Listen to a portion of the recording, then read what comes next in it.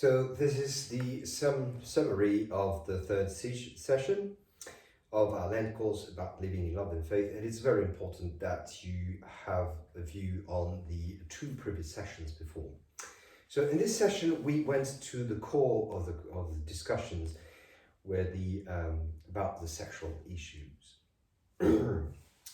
So theme like sexual issues and gender in general and same-sex union in particular were discussed within the General Synod, and we saw why we were able to do that. So we have to go through the differences between the interpretation of the Bible, whether you have a conservative view or a liberal view, and with some references to the science. So in introduction to that, I talked about what I was always reflecting on with the children at school, about the difference between the Bible and the science, asking the question, who is right? Is it the Genesis with the 7 days where the creation was made, or is it through the Big Bang? And of course, the children always said that the Big Bang, the science, was the right one. And I said, actually, both are right, because they do not answer the same question. The science is answering the question how, whereas the Bible is answering the question why. The science tells us how it happened within billions of years, and the Bible says to us, because it was good. God thought that creation was a good thing. And we reflected about how would you explain, for instance, to a Jews of 5,000 years ago what a smartphone is? That would be extremely difficult, and that's the same with the science of the Big Bang. So we had a look at Genesis 1:27, which is when it says that they were made male and female. And we had a look at how the conservative view that. It's the union between male and female, and also man come first, because there's this narrative about the rib of the man. So there's the Adam rib is given to have the creation of Eve. So we consider that the man come first. Liberal are a bit different. When they read male and female that were made, it just means that it is gendered, and that creation is gendered, and men and women are equal, because actually coming from the rib of Adam, Eve is the same nature of Adam. And we had a discussion about science, what science thinks, and science says that things are a bit more complicated. There are so many different genders. Hermaphrodites exist, not only amongst humans, but also in the realm of animals. We talked about the examples that you have in the realm of animals, where animals can have both genders at the same time, or can switch genders. And about sexual orientation, where we saw that homosexuality exists in the animal realm, and we went through all the examples that we could find, and also especially with the bonobos, who solve all their problems with sexual intercourse. We talked about the fact that gender was defined by genetics, and that sexual orientation was defined by hormones during pregnancy, and it did not always match. So then we went to the narrative of the Sodom and Gomorrah, and going through the whole text, we realized that conservative had very restrictive understanding of this, that it was just a condemnation of sodomy and homosexuality, whereas liberals were more concentrated on the fact that the population of Gomorrah had an evil agenda with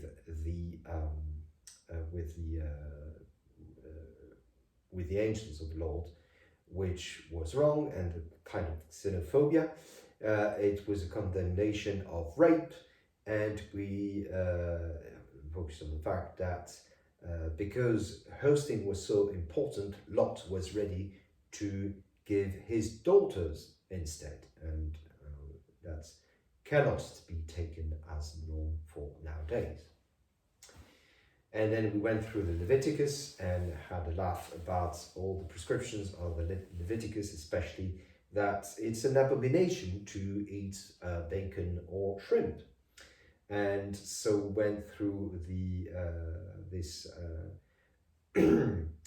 verse of Leviticus that says that men shouldn't lie with women with men as they do with women, because it's an abomination. So what about women together?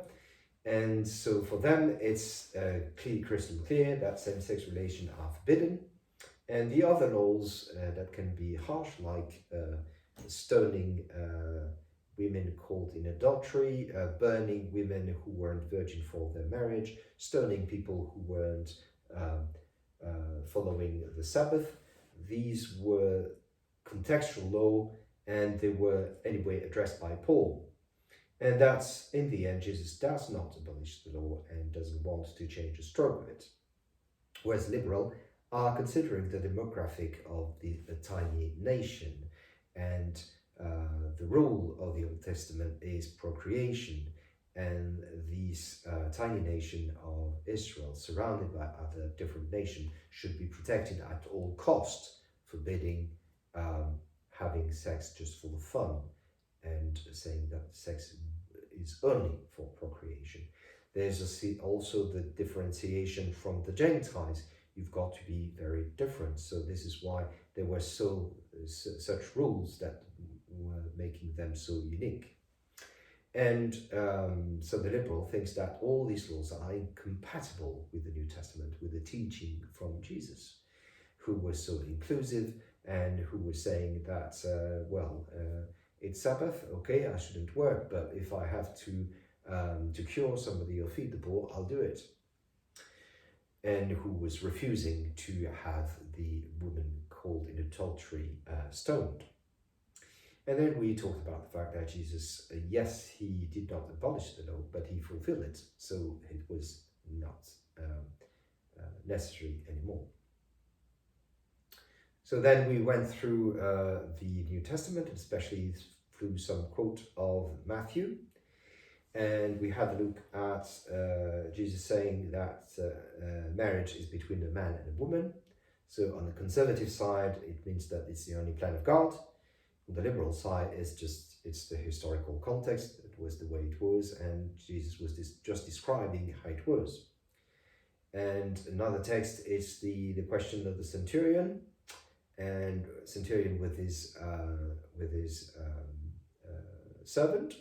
So for conservative reading, he's just the Batman, the centurion, and for the liberal, they pay attention to the word that is used, which is pais and not doulos. Doulos is the slave, pais is the young one, which can have various signification. In the classic Greek literature, it's the young ones, which can be the son of the father, the apprentice of the worker, the student of the man, of the rabbi, or the servant, the minion of a person in power. It's also very often the boyfriend. So in that case, we noticed that Jesus didn't blink when the centurion asked him to have his boyfriend cured. Then we talk about this passage where Jesus is describing the different types of eunuchs, those who are by birth, those who are by choice, those who were made. So for the conservative, they're just saying, yeah, it's just a description, and this is the justification of celibacy, rather for high church rather than for low church. And we had this discussion about some scholar from the liberal considered that the eunuch by birth couldn't be just eunuch, because for Jews at that time, only women could be barren. So if it was unique by birth, it meant that there were men who didn't want to go with women, so which means gay. And then we finish with the two very important quotes of Paul in Romans and 1 Corinthians, 1:1, which is repeating what happened to Sodom and Gomorrah, and the other one is the list of all the people who wouldn't go to heaven. So in conservative view, it's just saying it's not only an abomination, but it's also immoral, blasphemous. And for the liberal, they are saying, they are focusing about, again, the translation and the culture at that time. Paul is talking about the prostitutes of the temples, which is actually sacrificing to the pagan gods. And he's also talking about he's also surrounded by the aggressive Roman culture, where you had dominion of the people, and having sex with your slaves was very common, and it was right as long as you were on top and you were doing an offense if you were being bottoming in that case.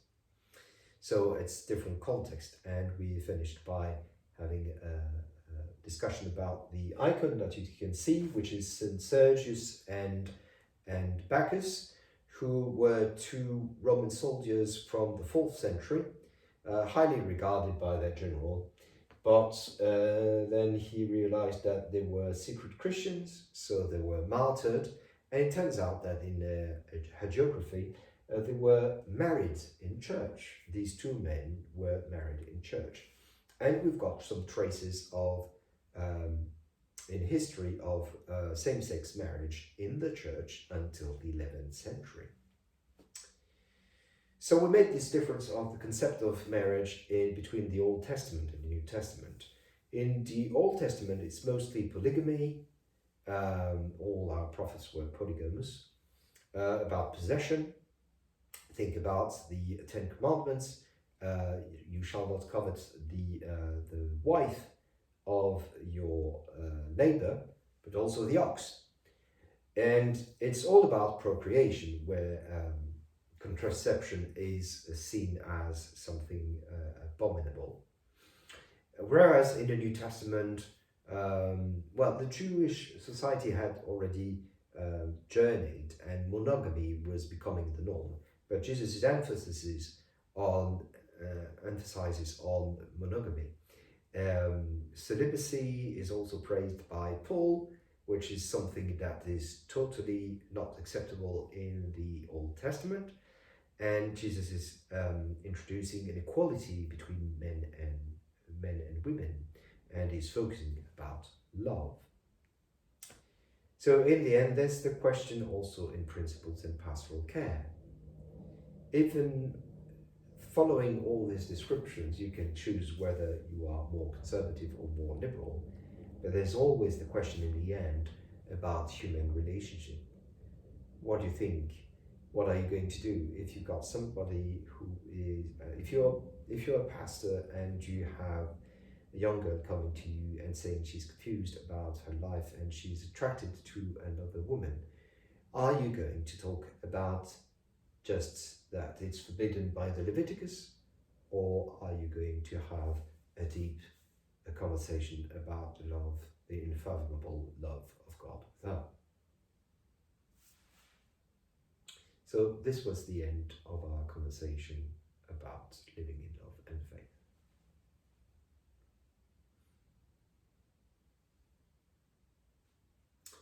Donc voici la troisième session de notre cours de carême sur la conversation sur vivre dans l'amour et la foi. Et cette troisième session était particulièrement centrée sur les questions de sexualité, qui était la discussion au synode général. Donc c'est très important que vous regardiez d'abord la session 1 et 2 pour avoir une introduction, pourquoi nous avons ce genre de discussion-là. Donc,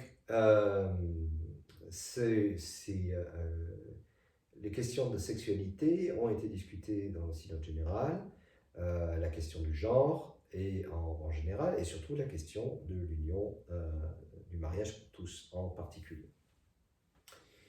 Donc, il fallait avoir une observation sur la manière dont la Bible est interprétée, qu'elle soit de manière conservatrice ou de manière libérale. Plus, nous avons eu quelques références à la science.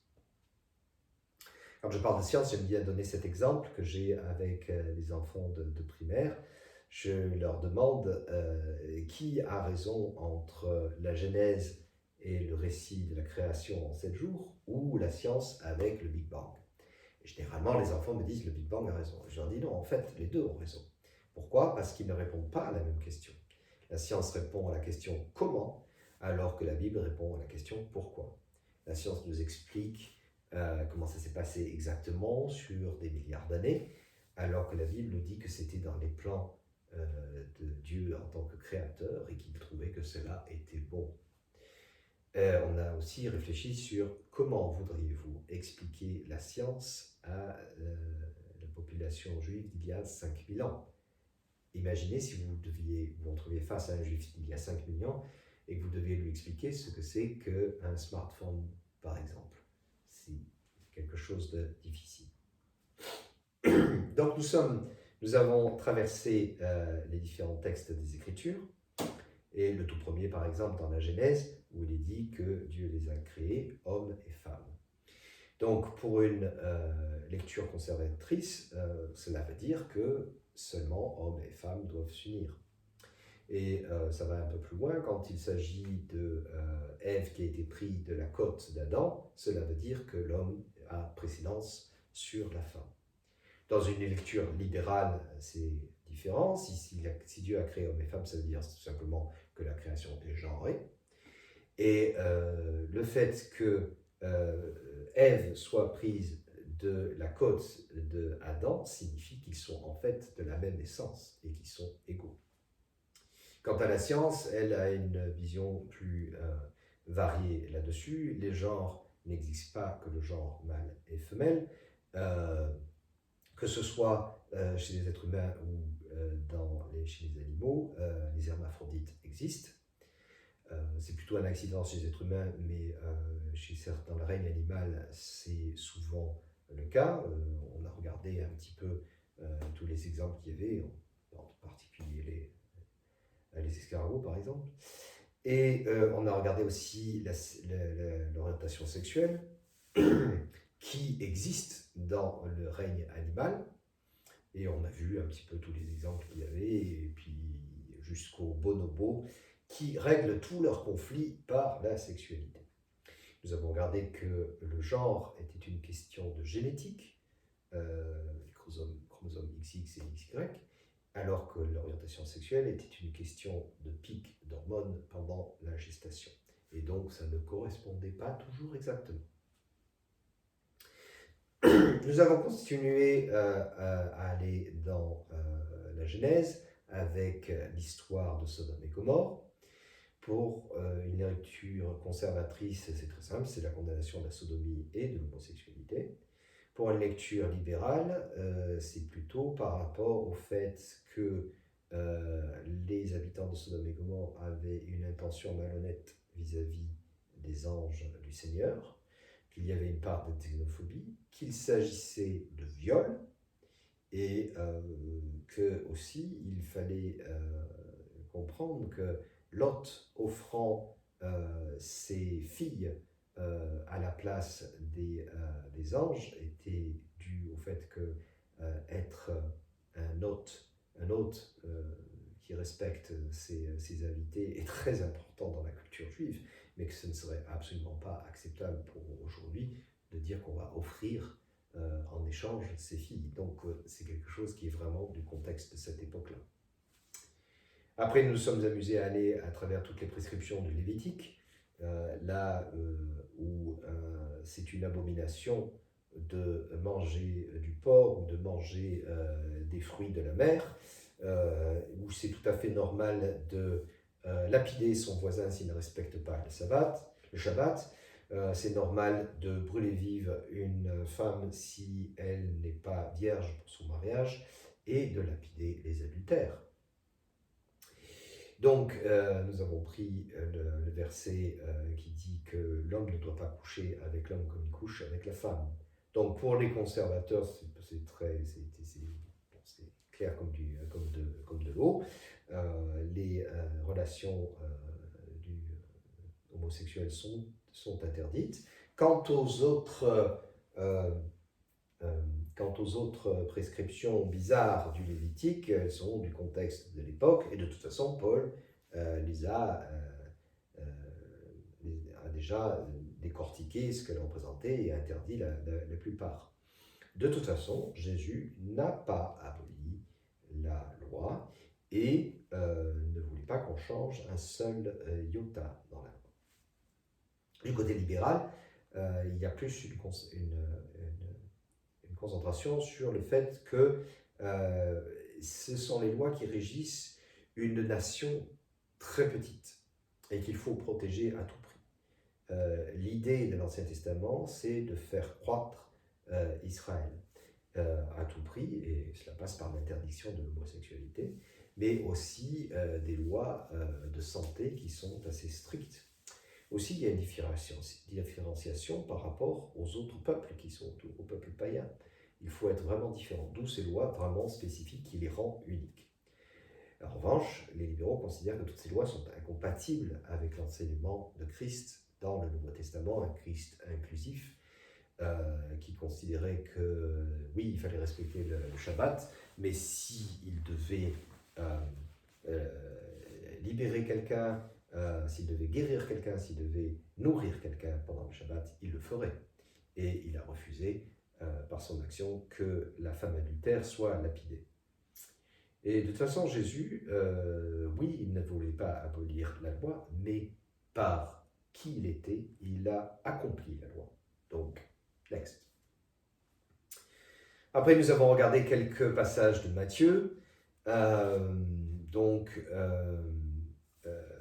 Par exemple, le passage où Jésus dit que le mariage est entre un homme et une femme.